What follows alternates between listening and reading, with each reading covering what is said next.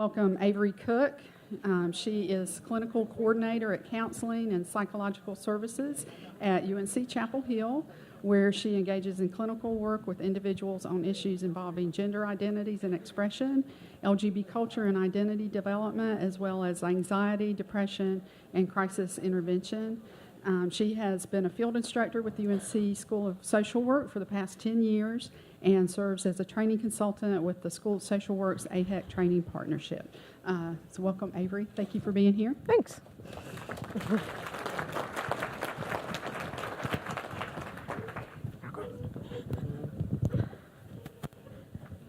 All right, I had to check out all my devices here. Is this the thing that's going to advance it? Great. Okay. Hi. Super happy to be here, and I'm really happy to be following an announcement of door prizes and brownies, because I feel like that's got everyone in a really good mood, and now anything I say is either going to be really interesting or you're going to be on a sugar rush and you're not going to care.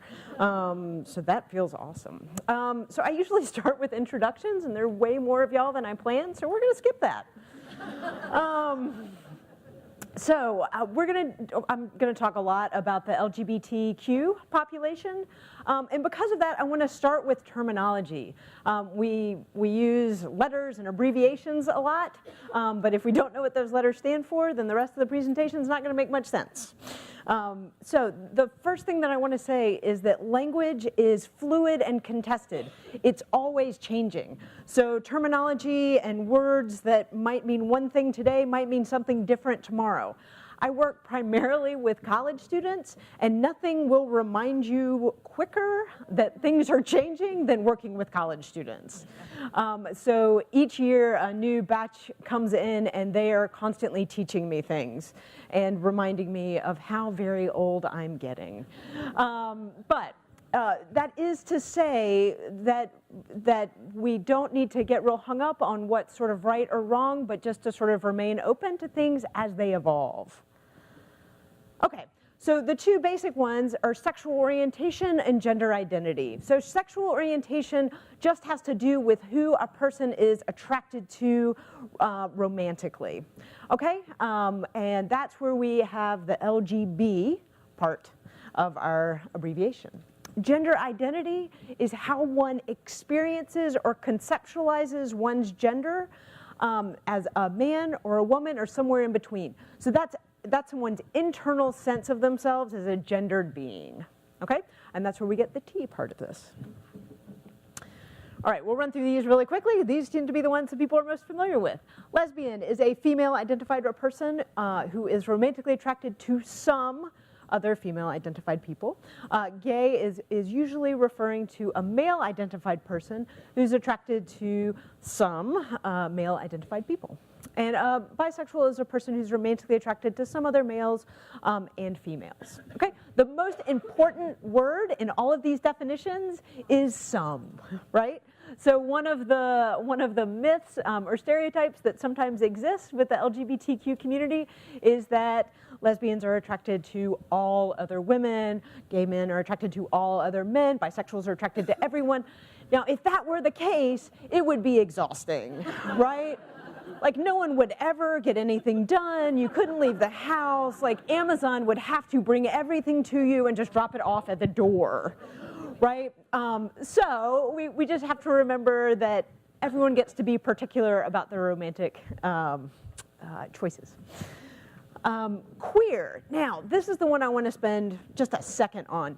So when we talk about language being fluid and contested and kind of evolving, queer is probably the greatest example that sort of highlights this.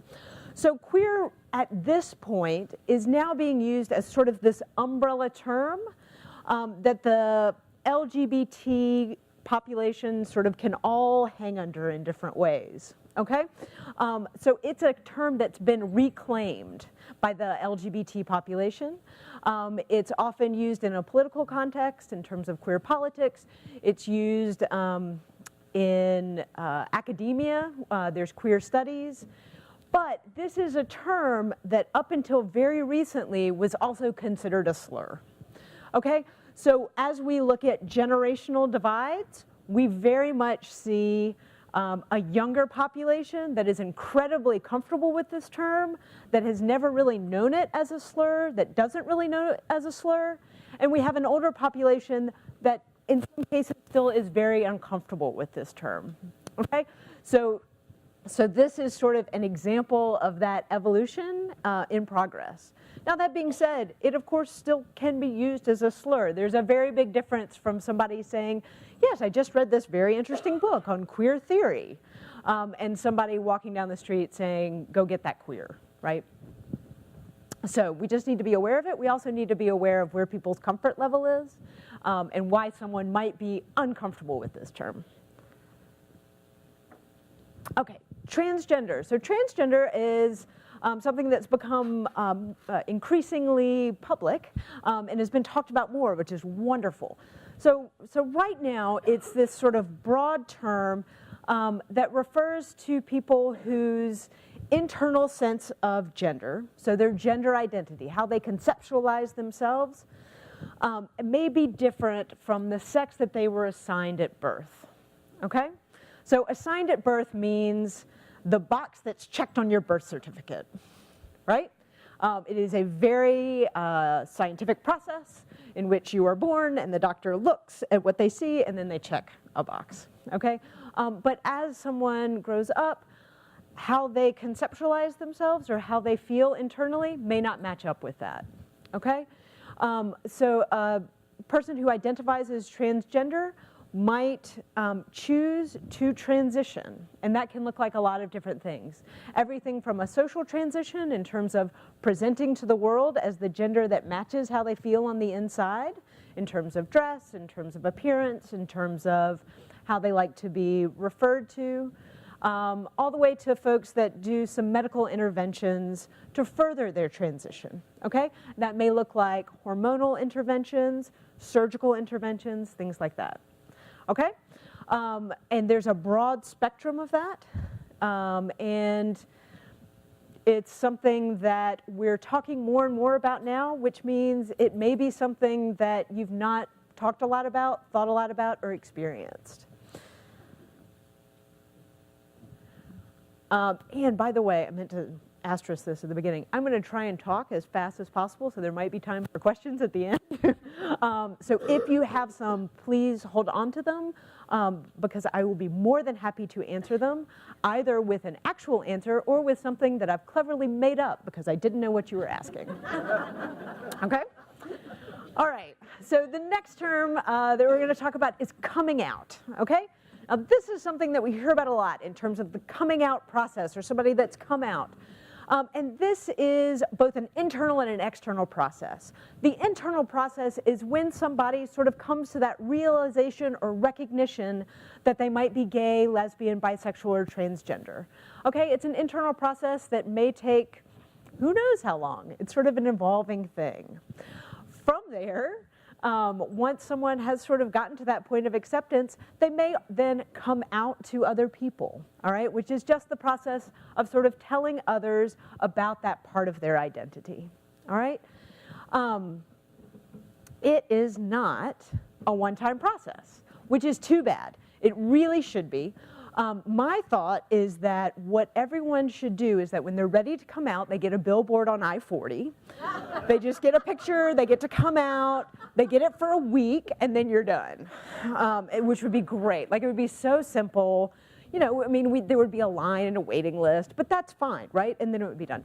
Instead, it is sort of this ongoing process, because every time you meet new people, every time you get into a new situation, either a life situation, job, move to a new town, move to a retirement community, anything like that, you're having to decide if this is a part of your identity that you want to share, if it's a part of your identity that you feel comfortable or safe sharing, and if it's a part of your identity that may be accepted by other people, okay?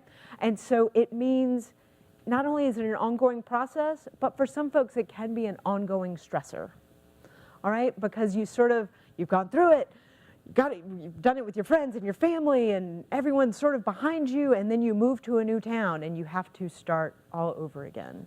Or you have children who start school and you have to start all over again. Or you start a new job and you have to start all over again.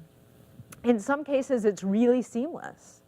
In other cases, it can be more significant, okay? Some things that people have to process through before they're coming out is, one, is it physically safe? So the rates of violence that's perpetrated against LGB and particularly transgender people is super high. That we also have to worry about things like housing discrimination and employment discrimination. So it is perfectly legal in this state, as in other states, to be fired for being gay or lesbian. No problem. Like, that can be the reason. There was actually something that, I think in Charlotte, I want to say Charlotte, don't quote me, of someone who got married one weekend and came back and on Monday was fired. Okay? It also happened recently in Florida, school teacher. It is also, being gay, lesbian, transgender we'll talk about, but being gay or lesbian is not protected. It's not a protected status in this state, and there are no federal protections, okay? So if you're starting a new job, you need to determine for yourself, is it safe to come out, all right? If you're moving to a new area, is it safe to come out? All right. Heterosexism, all right, it's an ism, but let's not worry about that. Heterosexism just means it's the societal and the institutional privileging of heterosexuality as a norm, all right? Which just means that unless you're told otherwise, you're just gonna assume that everyone's straight, right? And this happens all the time. So for those of you that might identify in the room as straight, does anyone want to tell a nice story about the time that they came out to their parents as straight? No? The awkward conversation when you sit mom and dad, no? Okay, all right.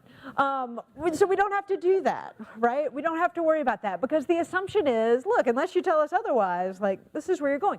But it's also everywhere else, right? So think about the last commercial you saw that showed a gay couple. You may or you may not remember it. If you do, it's probably because it was, oh, whoa, I'm not used to that. Okay, that's different. Or there was some controversy about it, and you read about it in the news. A couple years ago, there was this really adorable graham cracker commercial that showed a gay couple and their like cute little daughter, and people like freaked out, and there was this boycott of graham crackers, except for like the queer people, and the queer people were like, more graham crackers! Like they did a run on them, and there were big s'mores parties everywhere. But that's in part because of how we see sort of heterosexism, right? So this is sort of what's normal, and this is sort of the other. Okay? A great way, if you ever sort of want to play around with this, is a greeting card aisle. If you go to a greeting card aisle, we just finished with Valentine's Day, and imagine you are in a same-sex relationship and you have to find a Valentine's Day card. Most, if not all, Valentine's Day cards, anniversary cards, romantic cards, will show an opposite-sex couple, a straight couple, okay? And so for queer people, we've got to like sort of get the cards and then get Sharpies out, and we have to like change the bunnies, like from take off the tuxedo and put on some sort of hat, and we have to mark out words. Looks really bad, but you know, the sentiment's there. But that's kind of one of the ways that this is seen, all right? And it's just that this is what's expected and this is what's not. All right? So these are all the sort of ways that it shows itself. Sometimes it's interpersonal. Sometimes it's bigger with institutions. Sometimes it's those things that we really notice. Oh my gosh, look at those gay guys in the graham cracker commercial. And sometimes it's just really, really subtle. All right? Okay, and these are some of the privileges that come along with identifying as heterosexual. That you can talk freely about your relationship with friends, coworkers, family, and not worry with what someone might think, with what some consequences might be to that, or what the outcome might be. Another thing to try is come into work on a Monday and try and talk about your weekend without revealing the gender of anyone that you spent time with. And think about how hard that is. Okay, oh, I went to the movies with a friend and we did things. It becomes very awkward. And the impact of that is it keeps you a little bit distanced from people, right? It keeps people from getting to know you. It keeps you on your guard. Other privileges, to interview for a job and feel free to talk about your relationship or your family or anything like that without any worry with what the consequence might be, right? If I reveal the gender of my partner, could that keep me from getting this job?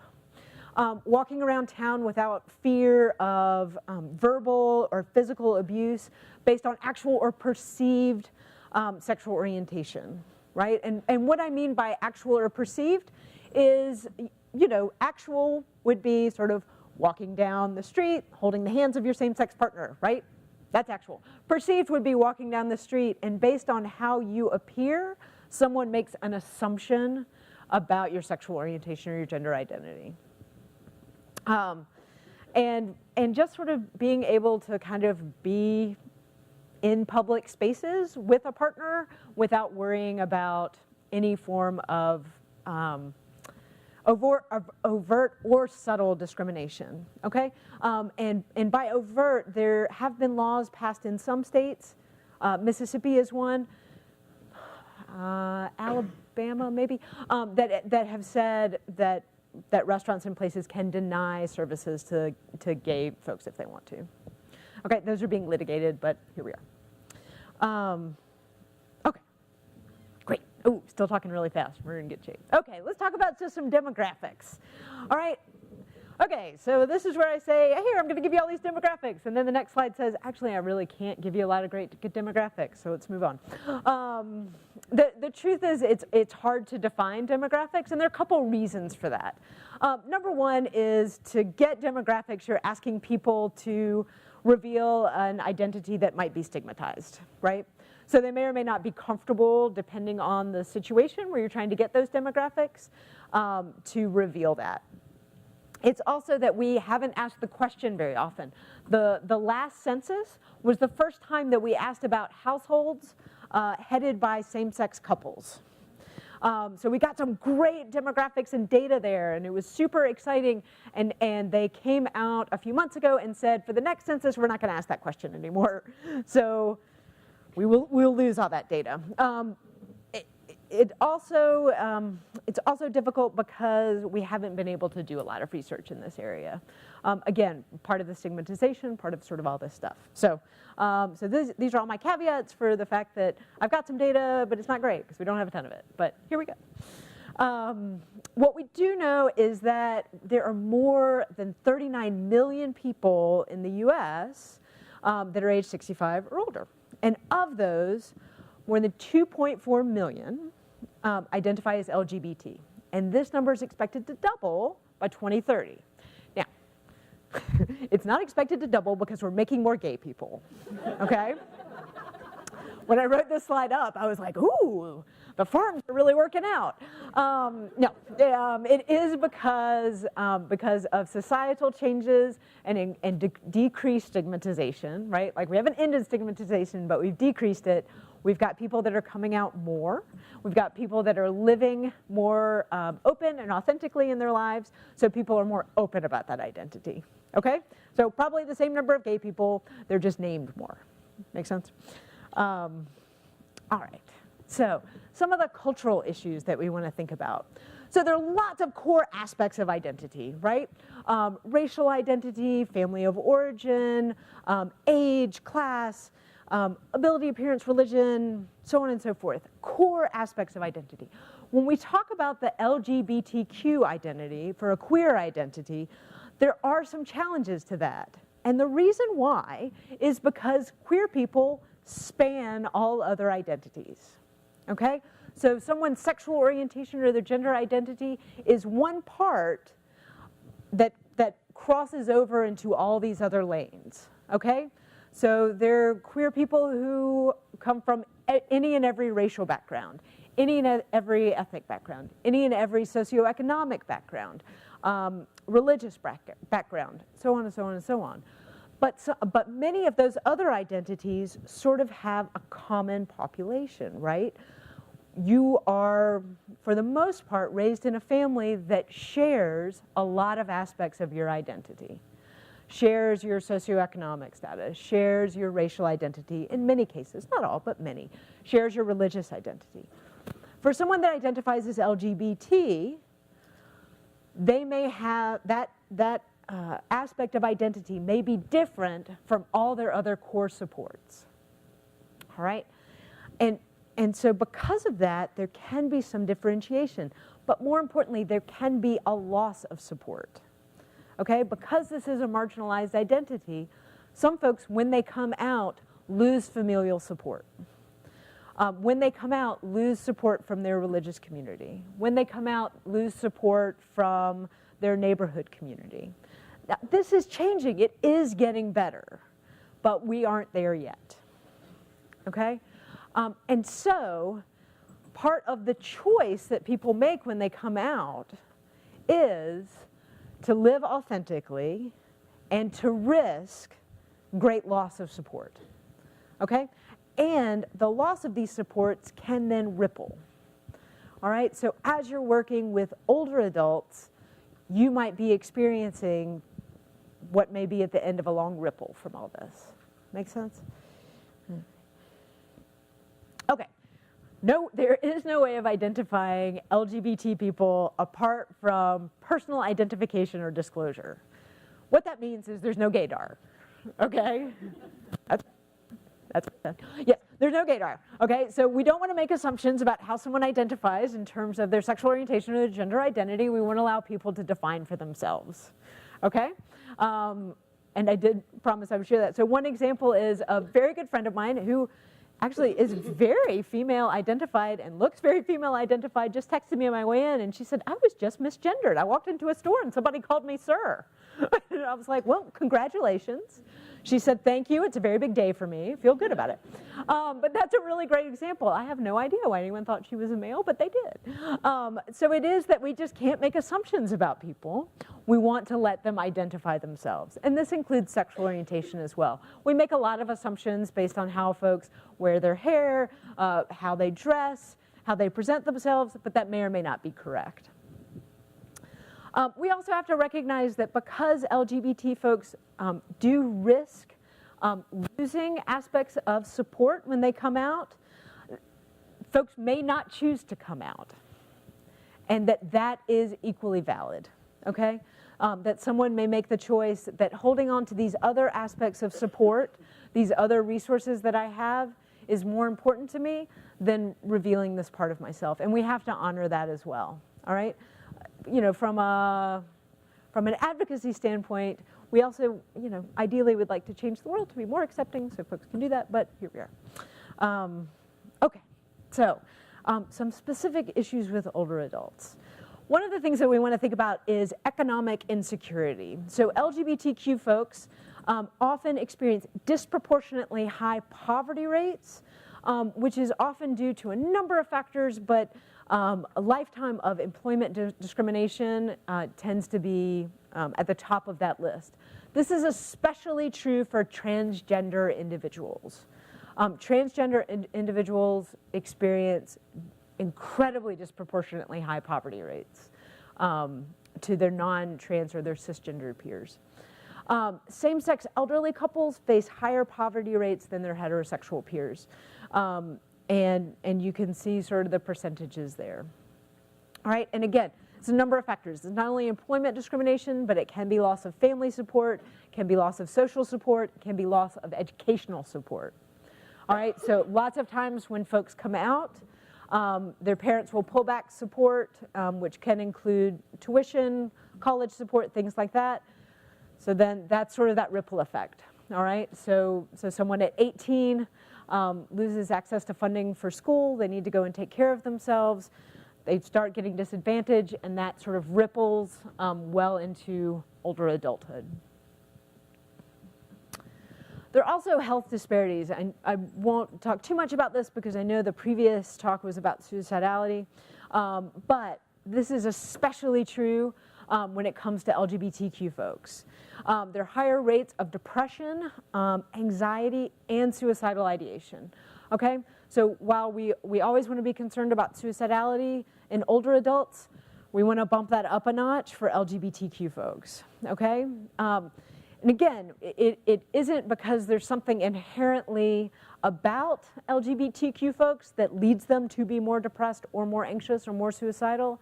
It's because of all the junk that you have to put up with in terms of society, often creates increased stress that leads to increased feelings of depression, increased anxiety, and increased suicidality. All right? Okay. Okay. Except I missed one. Oh, all right. So the second point I just talked about, but one of the things that we want to be really aware of is that LGBTQ folks have been shown to have reduced access to care. So there are concerns about insurance. There's a lack of care. There's a lack of trust in the healthcare system. So many LGBTQ individuals have had negative experience with caregivers, with health caregivers, either ones that have not been sensitive to their needs, have not been open to hearing about their experiences, or have given really bad care. All right, this is especially, again, true for transgender folks. They can be very challenged to find someone that is aware of their needs and treats them in a respectful manner. And so because of this, oftentimes LGBTQ folks don't connect with the doctor, don't go as often, don't feel safe, don't feel trusted, don't feel heard. And as you know, if you're not getting good primary care, problems can add up very quickly. It is also because of that LGBTQ folks may not be as comfortable seeking out caregivers that aren't overt or open about being welcoming practitioners. Okay, so if you aren't advertising yourself as someone who is aware of LGBT issues, who is comfortable with LGBT issues, who's open to it, it may be more challenging for someone to seek you out. Okay. All right, and then this ripples into caregiving issues. So LGBT elders are only half as likely as their heterosexual counterparts to have close family to lean onto for help.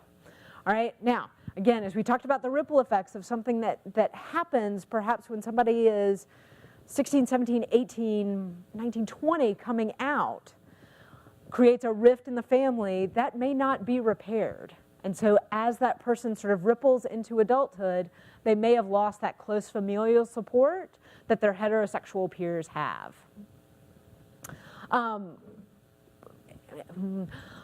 The second part is something that is actually getting better. Okay, it's not great, but it's getting better.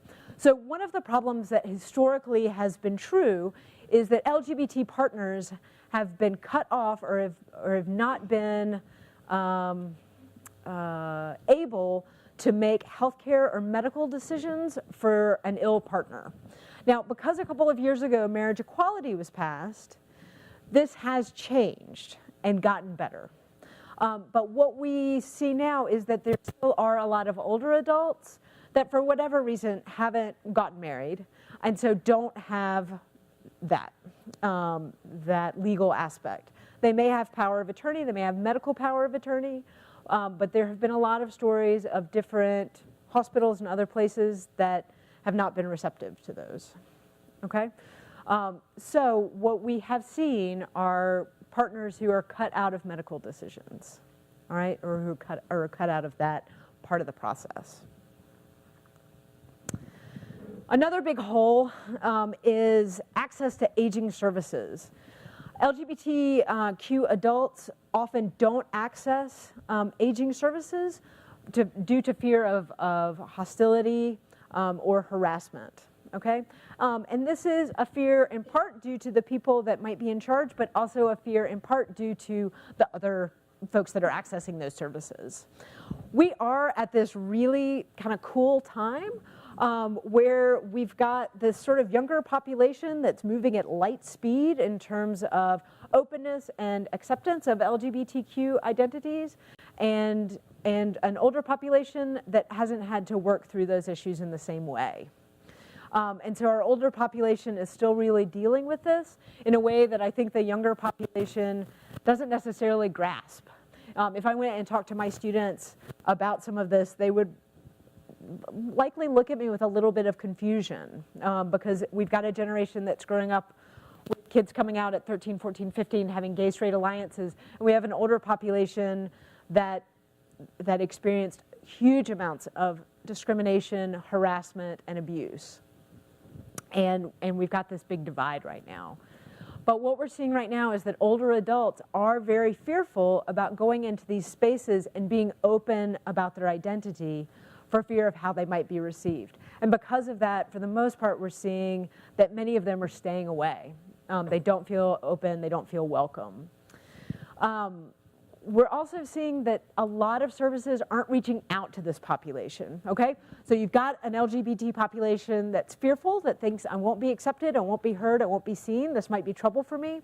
And then we've got services that don't necessarily know to reach out, don't necessarily know to indicate that they're open and welcoming, all right? And so that sort of furthers this divide. And what we also see is that a lot of staff and administration isn't necessarily taking the time to sort of focus on the population. Okay, so it's sort of this hidden, underserved group that they aren't making themselves seen, and that they're not being seen, and that we're not doing things to sort of make them more seen. All right, so it's a little bit of a cycle. Not going great, but here we are. Okay, and so then what this leads to is increased social isolation. LGBTQ elders are twice as likely to be single and live alone, 3 to 4 times more likely to be childless. All right, this is something that within this generation we'll probably see a shift with the generation that's coming up, but right now this is still really present and prevalent. Much less likely to feel welcome in places where older adults tend to congregate. And this isn't just senior centers, but also places of worship and a lot of these sort of natural community resources where the elderly population might find social support. LGBTQ folks may not feel welcome there, or if they do go, they may not feel open to share that aspect of their identity, okay?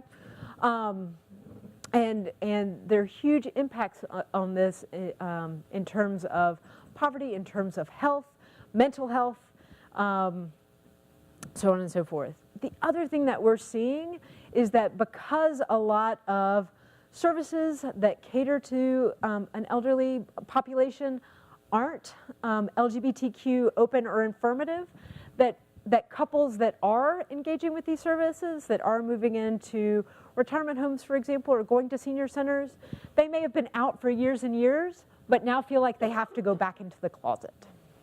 Okay, so imagine that, right? That you've been living open and out with your partner or your spouse for years and years, and now as you're moving into this next phase of your life, you no longer feel safe being open about your identity, and now suddenly you have a roommate, right? That your partner is now your roommate, and y'all are just very good friends, and suddenly we're in an episode of The Golden Girls, right? As opposed to sort of the life that you were living. All right, and think about the impact of that internally as a person, the impact of that on mental health, the impact of that on just sort of internal stress and anxiety of having to present yourself suddenly very differently than you have been because of the worries about how that might be received. The other thing I want to highlight is sort of the issue around places of worship. This is not true across the board, all right? There is a little bit of a myth that being a person of faith and being a queer person, that these two things can't coexist. And they very much can, and they very much do. So there are, in most, if not all, mainstream religious groups do have a welcoming and affirming aspect that folks can connect to. So they're welcoming and affirming Catholic groups for LGBTQ folks, Methodist groups, Lutheran, Jewish, Islamic, so on and so forth. So there are great congregations that are very welcoming of LGBTQ folks. There are many LGBTQ folks that are people of great faith. Okay, those do not have to be mutually exclusive. But for some folks, it is a stressor that they experience. Just a little plug, if you are working with someone who identifies as LGBT and they are looking for religious support or faith support, if you type in to Google, whatever faith group they most identify with and the term affirming, that's the buzzword. You will find all the groups on the internet. And likely you will find a congregation nearby, depending on where you are. But if not, there are lots of online stuff. So affirming is the buzzword. All right, long-term care. Many long-term care facilities are not prepared to deal with LGBTQ individuals and couples.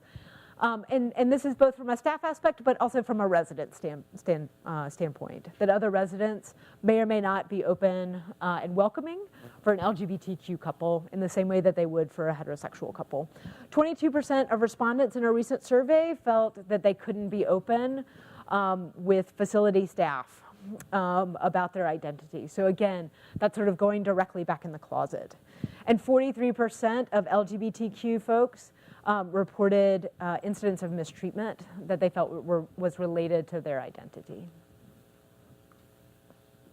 Okay, but the good news is there are ways to support. Oh, I'm making good time. This is great. So some ways to be more supportive, more open, and more welcoming to this population. The first thing to do is to be proactive. So educate yourself and your organization. Lots of times it is not that folks aren't open and welcoming, it's just that they haven't thought about it. And so starting to think about it and starting to talk about it is a great first step.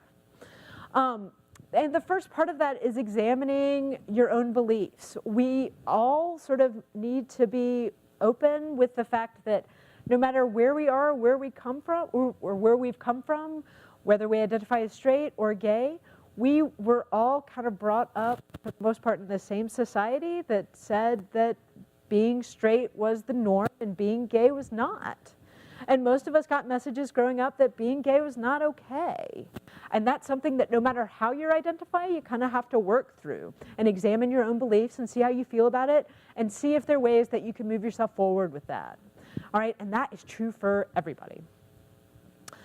Educate yourself about some of the issues that LGBTQ individuals face, some of the things that they deal with, some of the stigmatization, some things that you may not have known. Almost always when I give one of these talks and when I talk about that you can be discriminated against for being lesbian, gay, or bisexual, I've never gone into a room where everyone in the room has said, oh yeah, no, I totally knew that. Almost always I go into a room where at least the majority of the people say, no, that's not right, that's not right. And it's just something that we don't necessarily know. So knowing what some of these concerns are will help you to sort of address them. Work on it as part of an organization, some of your staff trainings, some of the things that you talk about, and provide a way for the staff of your organization to learn how better to support and interact with LGBTQ folks. Do your research.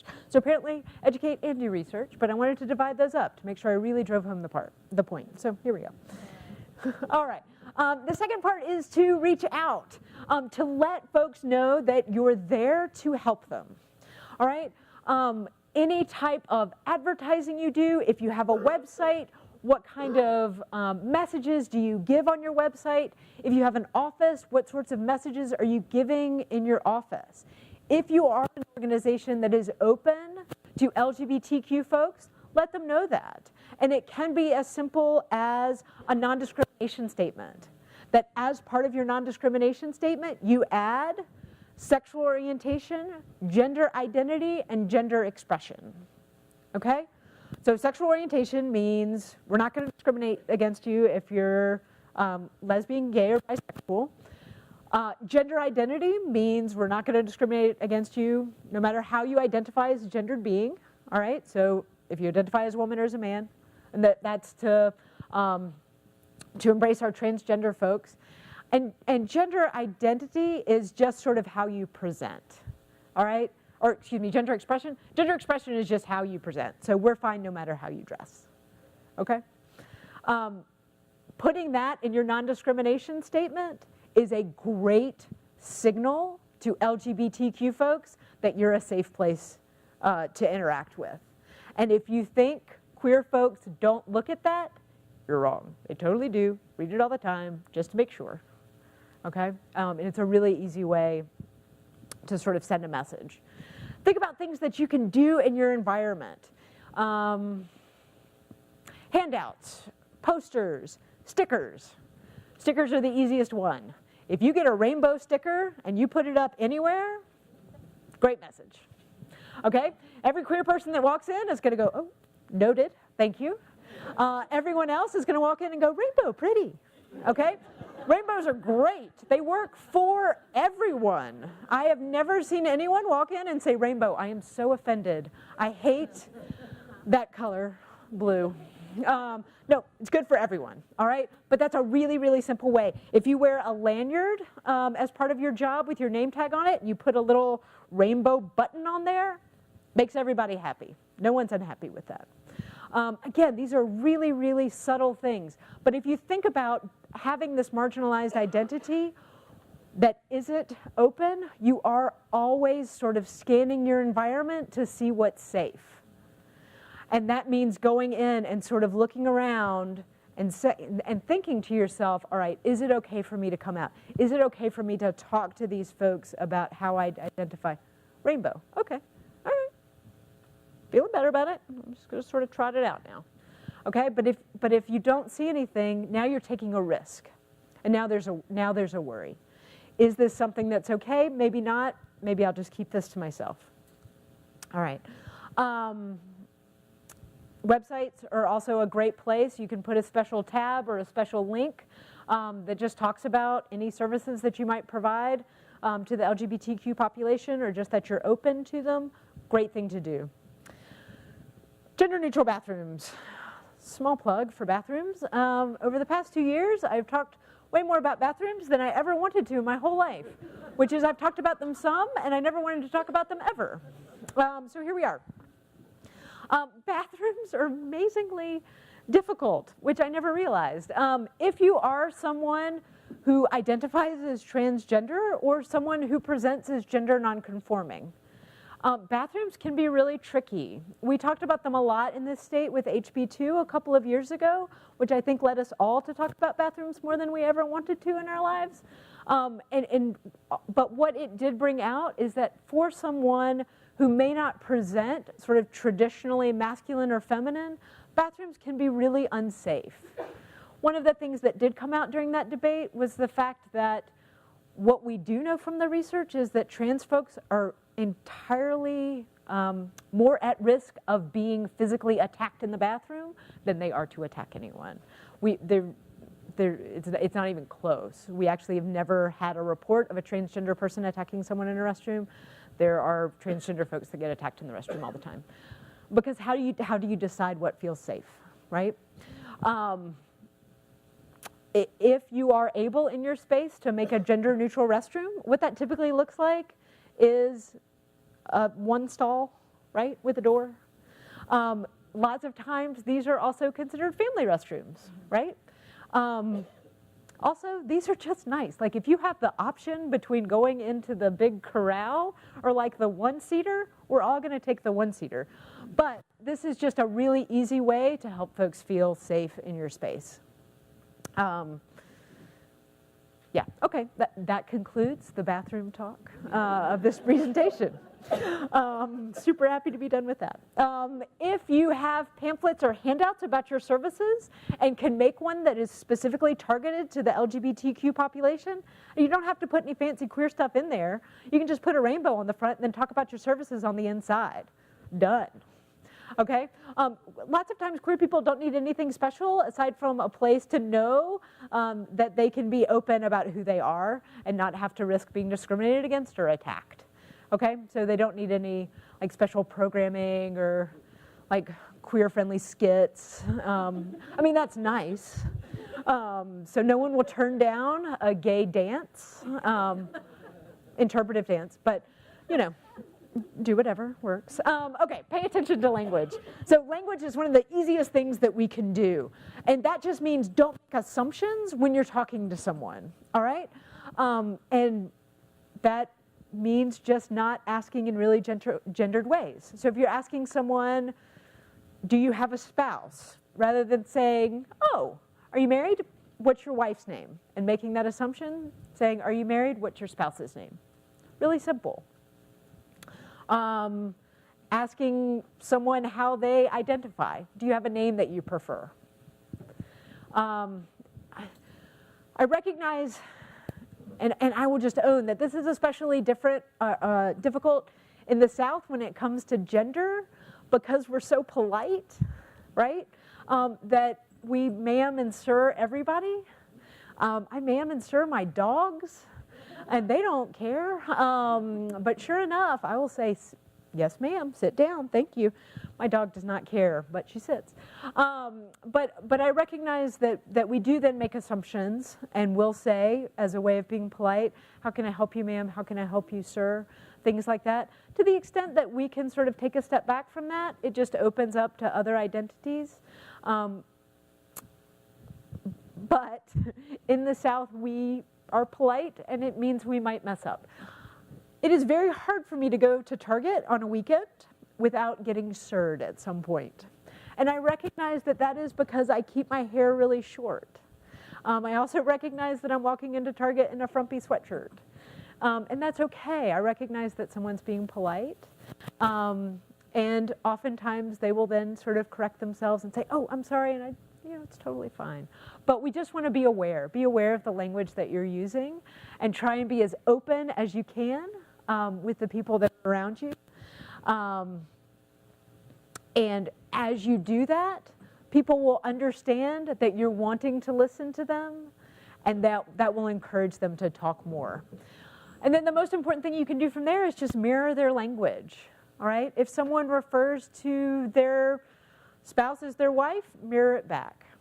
If someone identifies themselves as being gay, mirror it back. Don't identify them, let them identify themselves. Okay, great. Oh, yes. Are there questions? I talked just fast enough for questions. Yes? I have two uncles in upstate New York, and they're, I don't know if they're married or if they just refer to each other as partners, but I know they have each other on health insurance. And Yes. earlier you were talking about health insurance. Yes. So is that every state? How does that work? Great question. So the question is about health insurance with same-sex partners. So health insurance for same-sex partners typically conveys if there is a legal marriage. In some places, they will allow same-sex partners who aren't married to get on each other's health insurance plan. That is not true in North Carolina. It is true with legal marriage, but it's not true with any form of domestic partnership. So because of that, before marriage equality was passed, we had this huge discrepancy with health insurance, because folks could be together for sort of 20 years, but one partner could not get on the other partner's health insurance. So you'd have one partner that was employed with a good provider that had great health insurance, and another provider who might have been self-employed that wasn't able to access that. So we had this huge discrepancy that is now getting much better. Yeah, great question. Yes? I was working with a gentleman who in his, I can't remember, 80s or 90s. And, oh, thanks. And there was no spouse, there were no children. He was demented, cognitively impaired, but occasionally we could have decent conversations. Yeah. Well, eventually, a couple of the family members who all lived out of town sort of led up that he was gay. He was an identified gay person. And he had a relationship with somebody, but that person had died. but I never had the sense, the client didn't bring it up, any sexual orientation or anything. I wanted to talk to him about it, but Yeah. since he didn't say it, I didn't feel like I could say it. What would you recommend in this kind of situation? Great question. And this is an answer that I will guarantee in 15 years will be, or in 10 years will be completely antiquated, because we have an older generation right now that for many people had to hide their identity for so long. We have a generation coming up right now that may never know that in a lot of ways. But I think with someone like this, a great way to do it is to ask really open, non-gendered questions about, did you ever have a spouse or a partner in your life? I kind of attacked it from that angle. Yeah. but Got nowhere? no.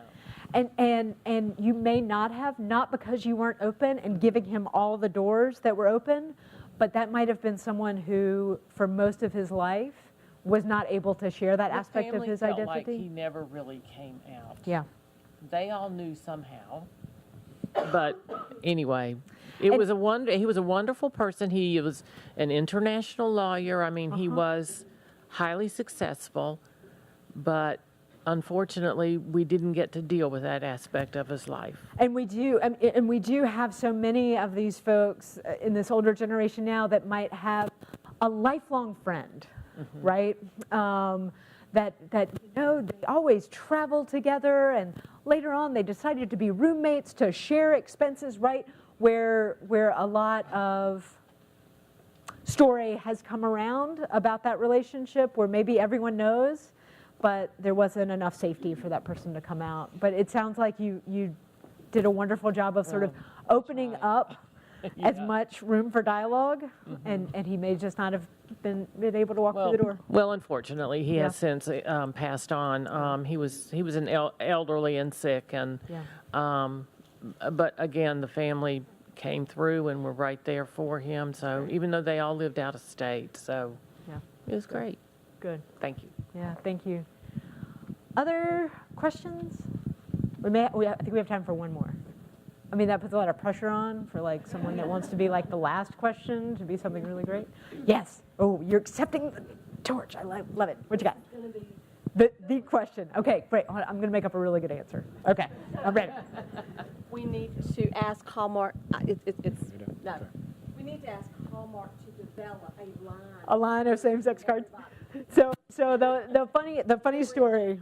So almost exactly 4 years ago, I got married, and at that time, Hallmark clearly had one card for a married same-sex couple because we got 5 of them, exactly the same, from different people. They were sent from different states. They were sent from local ones. My in-laws sent us one, and we had them lined up on the mantle, the exact same card. And so, yes, I think if anyone has a penchant for greeting cards, like this could be incredibly lucrative, because whoever created that one card, I guarantee made a killing, because we weren't the only ones that got married that year. So, yes. Well, thank y'all so much. Thank you for your interest. If there's ever any way I can be of help, please let me know, and enjoy the brownies.